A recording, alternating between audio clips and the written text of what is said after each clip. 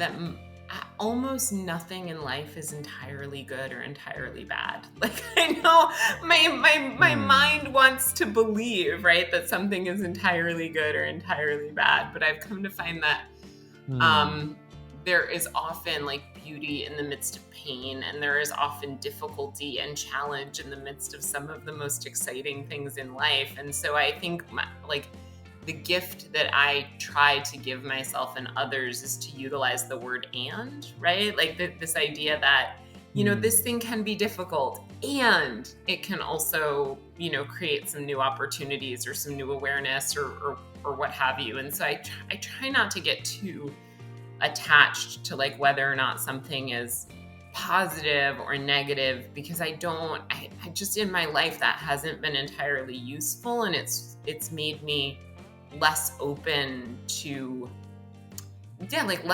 possibilities, because I'm so focused on like, I want to change this thing that can't be changed, as opposed to like, well, this is a reality. And so what can also be uplifting about this? And for me, that doesn't drift into the realm of like toxic positivity, which I think is a problem, because I acknowledge the downsides and the upsides, or the challenging things and the uplifting things, or however you want to frame it.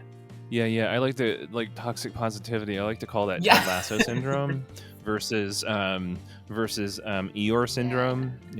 I would love to know where this idea of like holding both things in tension, what the life journey was that got you to this point where you, at least for now, feel so sort of settled in that truth. Well, and it's interesting. I love that you said at least for now feel so settled, because I think it's one of those things for me, like in a balancing posture in yoga or something, right? It's like all these micro movements are happening all the time just to maintain the illusion of balance. So it's like, on days when I wake up and I'm not feeling especially great, I'm like, what the hell is this? And I wish it, but, and then the next day I wake up and I'm like, life is beautiful and I'm so zen,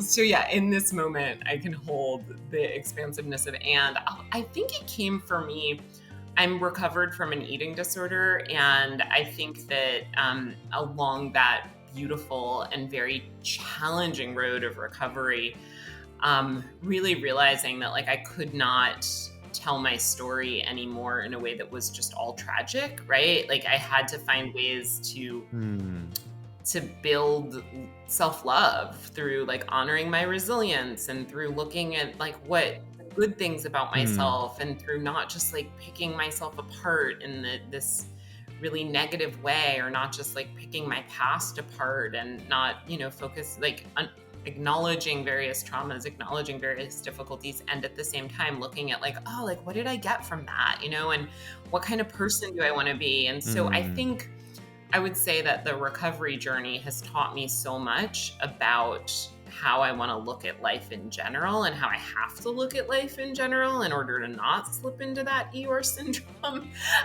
Just because I'm like my brain can go there, So I would say that has really been a powerful reframing template for me that has then been applied to all areas of my life with like, greater efficacy in certain areas than others, right? Or at certain times than others. Like it is so not linear and perfect, but I've learned a tremendous amount from the experience of like trying and failing. I'm putting air quotes here for anyone who's listening, trying and failing over and over and over to recover, and being able to like, not at the moment, but in retrospect, connect those dots and be like, oh, I learned that from this attempt, and I learned this from this attempt. And I, being able to kind of like salvage beauty from the wreckage is what I learned from my recovery journey. And then I can kind of take that into other areas.